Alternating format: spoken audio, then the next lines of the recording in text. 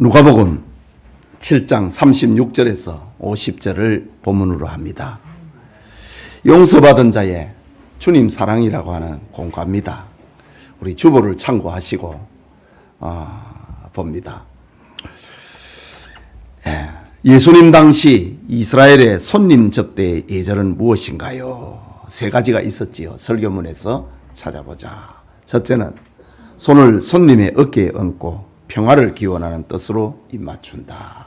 둘째는 샌들을 신은 손님의 발과 손을 씻을 수 있게 물을 준비해 준다. 그 다음에 향을 피우거나 향유를 머리에 한 방울 떨어뜨려 몸의 냄새를 없애준다. 이것이 예수님 당시에 유대인들의 손님 접대 예절이었습니다. 자, 두 번째. 예수님을 자기 집에 초청한 바리새인은 누구인가요? 그 이름을 지금 묻고 있는 겁니다. 이름이 바리새인 시몬이었지요. 시몬. 40절에 나오지요. 자, 그 다음에 세 번째 질문입니다. 바리새인의 집에 예수님이 계시다는 소문을 듣고 향유 담은 옥합을 가지고 찾아온 사람은 누구인가요? 본문 말씀 그대로 37절에 그대로 보면은 죄를 지은 한 여자라고 합니다. 자, 그 다음에 네 번째입니다. 4번입니다. 예수님의 발 뒤 곁에 선 여인의 행동을 기록한 성경을 찾아 적어보세요. 38절이지요. 예수님의 뒤 발 곁에 선 여인의 행동을 기록한 성경을 찾아 적어보세요. 38절. 울며 눈물로 그 발을 적시고 자기 머리털로 닦고 그 발에 입 맞추고 향유를 부으니, 그 여인의 그 행동을 기록을 하고 있는 성경입니다. 5번입니다.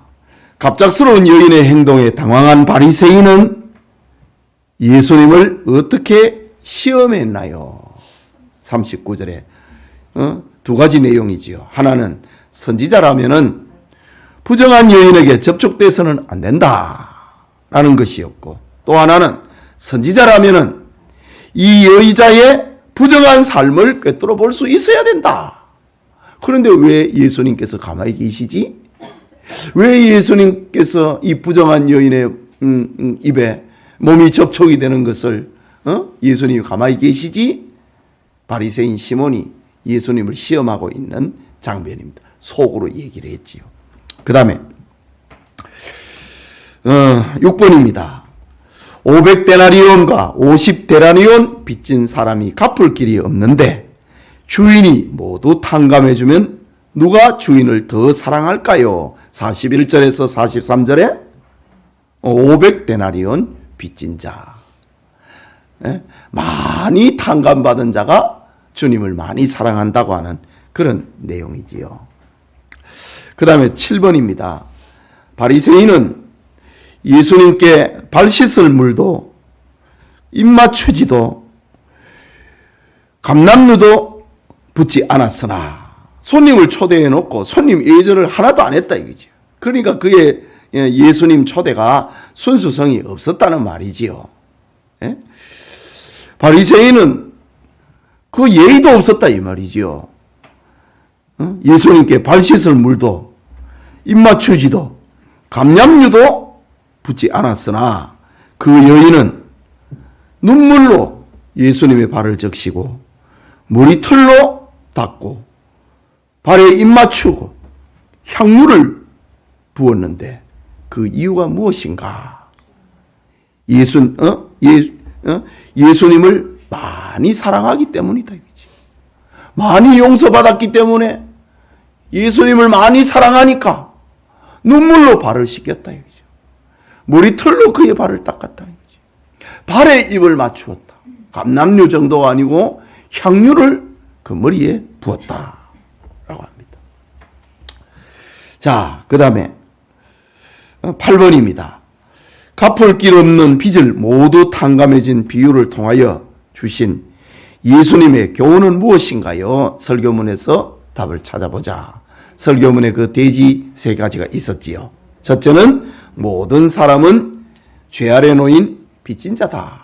라는 사실이고, 둘째는 모든 사람은 스스로 자기 빚을 갚을 수 없다.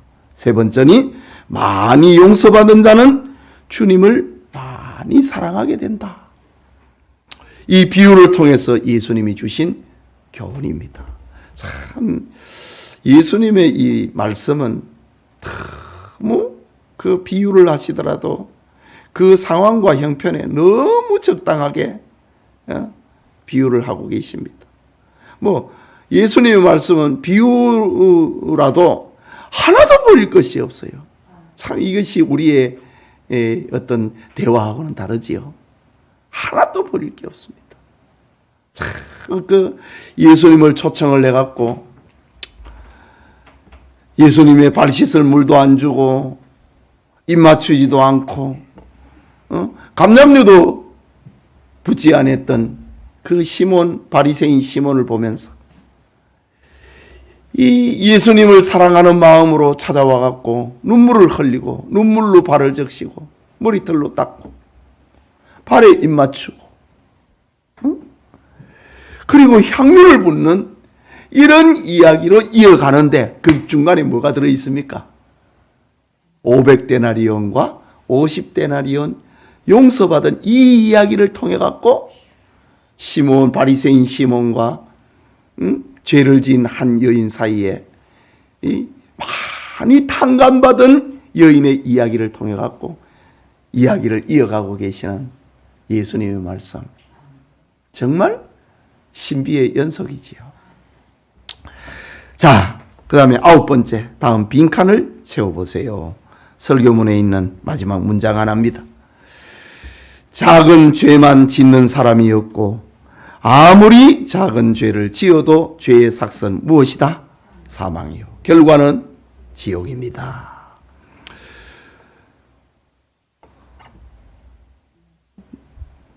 무엇한 사실을 깨닫는 자?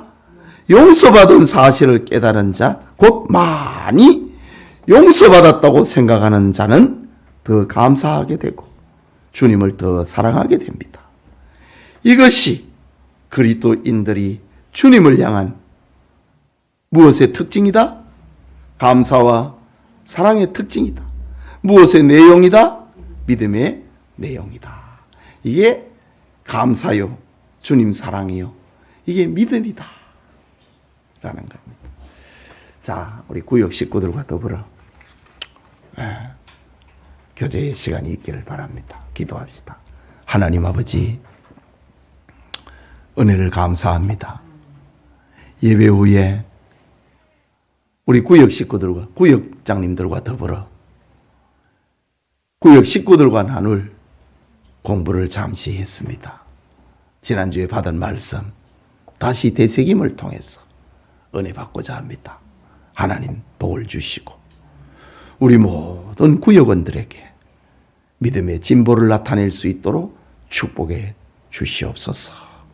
예수님 이름으로 기도합니다. 아멘.